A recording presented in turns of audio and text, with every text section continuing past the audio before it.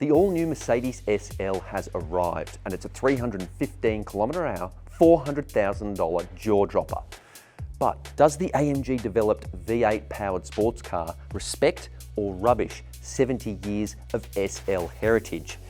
Before we find out in the video, don't forget to subscribe, leave a comment, and let me know. If you had a lazy $400,000 lying around, is this the car you would buy?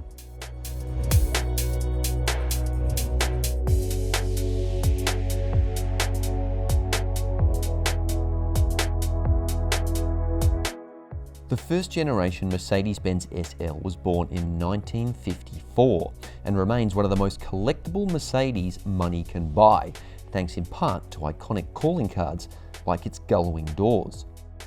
Essentially a road-going version of the W198 race car, the sleek coupe was joined by a drop-top version in 1957, and over the decades the inline six-cylinder sports car adopted V8 and even V12 engines.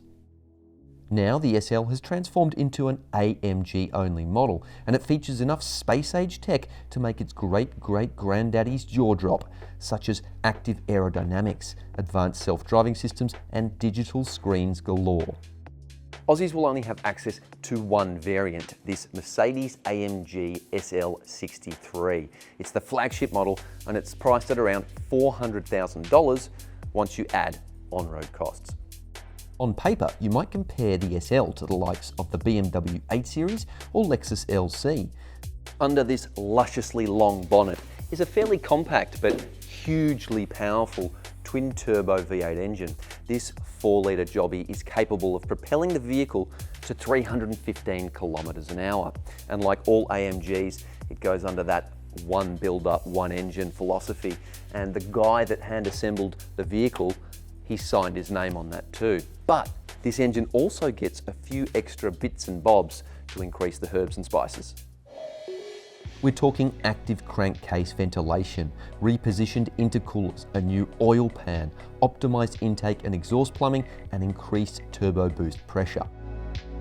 Which makes the claimed 0 to 100 km/h sprint seem entirely believable, and especially when you consider this is the first SL to ever come with an all-wheel drive system.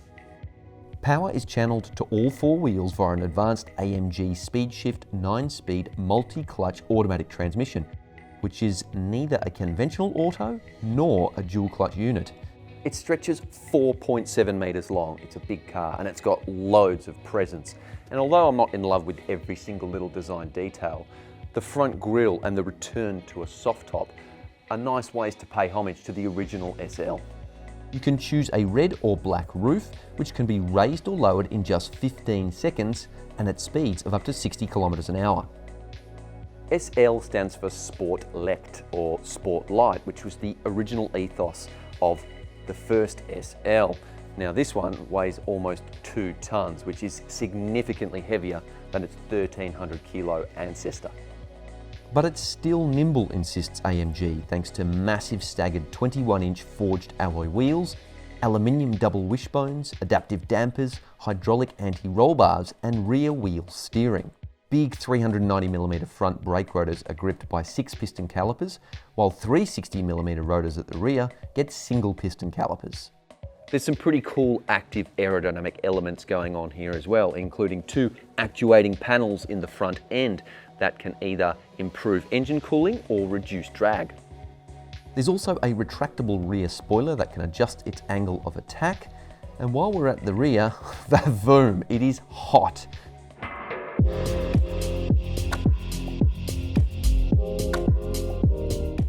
The cabin is pretty swish, and it's got some really neat features like this adjustable central screen which changes its angle so you don't get sun glare while the roof is off.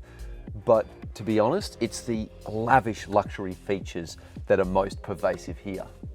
You can run your hand across pretty much any surface in the cabin and feel a richness like few other cars deliver.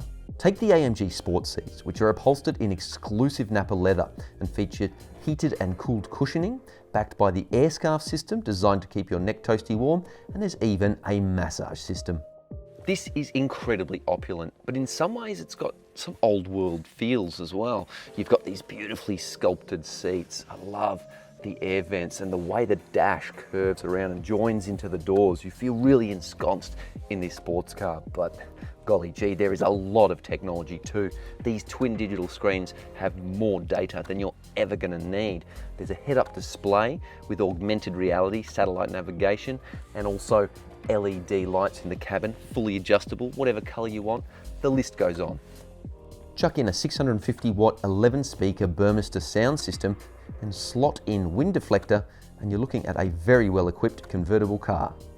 But there's one thing that irks me. In fact, it irks me about pretty much every high-priced Mercedes, and it's this plastic gear shifter. Sure, they've added a little bit of silver plastic on it, but it's pretty much the same as every other Mercedes, even $50,000 versions like the A-Class. And if I'm paying 400 grand, I want something substantial, something special. Old AMGs, they used to have this chunky gear shifter down here. It had the coat of arms, it had embossing in it, and this just, I don't know, it doesn't cut it.